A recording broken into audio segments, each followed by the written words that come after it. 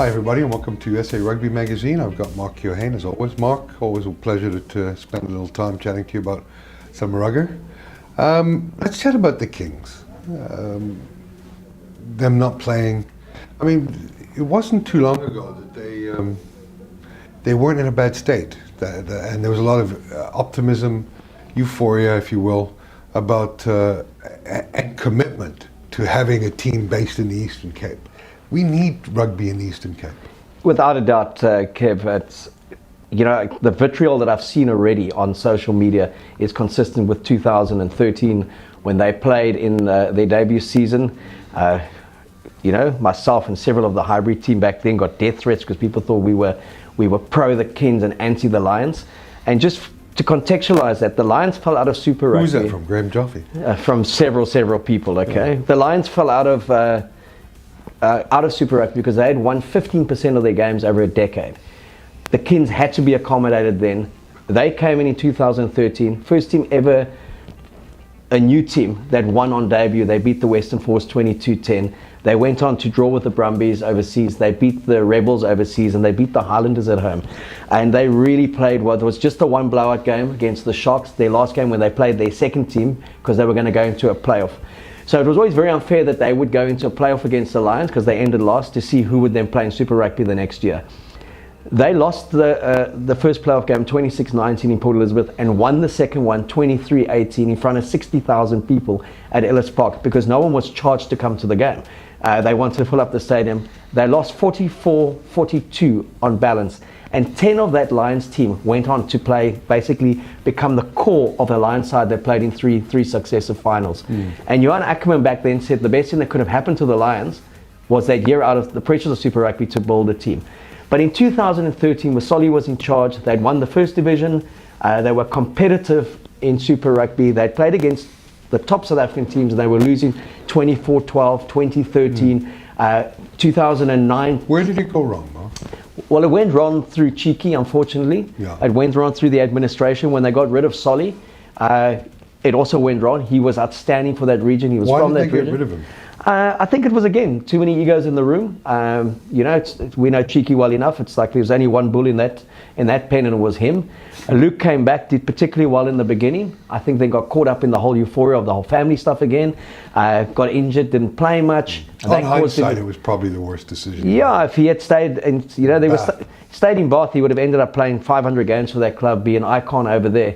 I think in the context of Eastern Cape and getting into Super Rugby, he was the right guy to lead them out. He led them, when he did play, he led them wonderfully in that first year. But the key there from a rugby point of view was when Alan Solomons left. He was outstanding for the region. And then over the years, there was this secondary interest in them. And I go back to 2013 and Regan Hoskins when he was still president. They didn't even attend the opening game at Nelson Mandela Bay Stadium when the Kings played. There was this absolute disconnect between Saru back then and the Kings. When Mark Alexander took over, there was this intent to reinvest, to understand the importance of Eastern Cape Rugby, of the black footprint in Eastern Cape Rugby. And I remember chatting to Wayne Smith and Robbie Deans several years back, and they felt that the Kings had the potential to become the Crusaders of South African rugby because of the geographic location, how small PE was, and that they could really, there was a community bond that could definitely be there. And people also tend to forget in that 2013 season, they had a home crowd on average of 31,000. And in the history of Super Rugby, only the Stormers with 32 or 33,000 had exceeded that. So there's real hunger. There was hunger for rugby there, and there was hunger to watch a team play there. And why hasn't that translated that into the Pro 14? You still see the empty stadiums. I mean, because they went from playing in a Super Rugby tournament that they didn't know if they would be in or would be out, to being dumped and being told straight away, you're going into a Pro 14, an extension of Pro 12.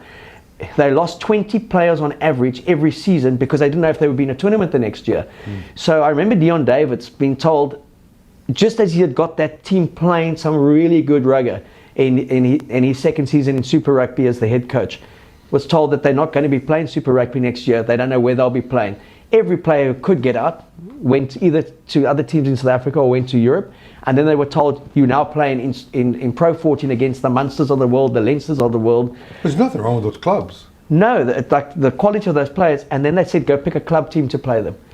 You can't have these 20 players, and we also don't know how long you're going to be in Super Rugby, Pro 14-4. So they've really had the short end of the stick when it comes to playing numbers, when it comes to kind of players just feeling they've got a 3-year future there and they can build something. So in comes this company called the greatest rugby company in the world. In the whole wide world. That's how they tag themselves.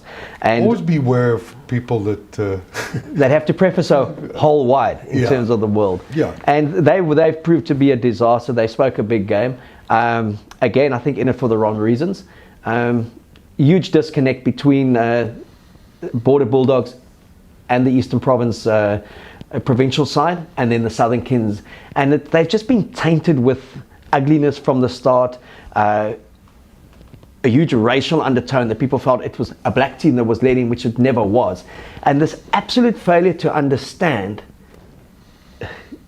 if you look at the quality of player that's come out of the Eastern Province region, and the most inspirational being our World Cup winning captain of last year, Siya Kolisi. Now, in an ideal world, Siya Kolisi should never have had to leave PE to go to the Western Cape to make it. He should have been playing for the Kings and kind of be that inspiration to any kid. Yeah, I agree, but without the structures of the Western Province, would he have blocked? No. I completely get it as to why he left. Yeah. But where you see where they were in 2013 and what they were building, and with the academy side, and everything just seemed to finally be coming together, and there seemed to be good intent from within South African rugby as a custodian, a governing body. Government was talking about a potential investment, just understanding this wasn't about a 25-21 result on a Saturday. This was about acknowledging that rugby has been played within the black community for more than 100 years, as it has been played in the white community here, but that there was recognition of just the absolute raw talent that is in the Eastern Cape. You've got Dale College, you got Selborne, you got Queen's College, you got Grey High, wonderful institutions. Why couldn't those players then go into an academy structure there, and then obviously onto the professional setup, and that Port Elizabeth / the Eastern Cape becomes one of the strong centres of rugby excellence in this country, and speaks to a demographic that has always been marginalised. And that people still seem to fail to see that bigger picture astounds me, especially post 2019. The euphoria around the Springboks winning a fully representative side, one that really spoke to a rainbow nation. And I can understand them not playing in Pro 14 till the end of the year, because of the travel restrictions, but also because of the financial woes that are there. But there really has to be consensus between SA Rugby, between the Kings, between government and business to say, how do we combine all our kind of clever guys and clever women in this country and say this region has to work, and not at the expense of any other region. It just has to work, because South African rugby has to have the Eastern Cape as a strong pillar.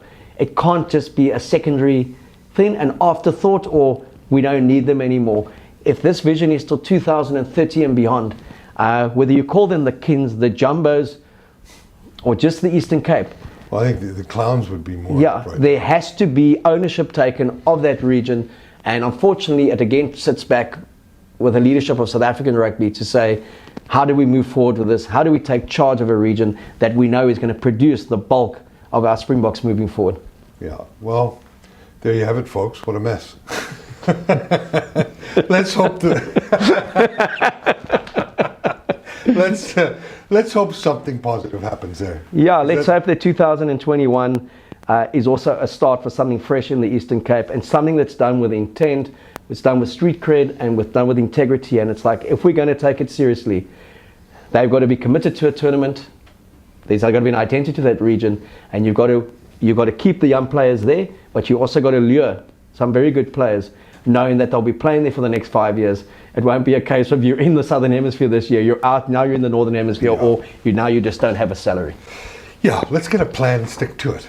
Exactly. Yeah, thanks, Mark. Appreciate your comments. Pleasure.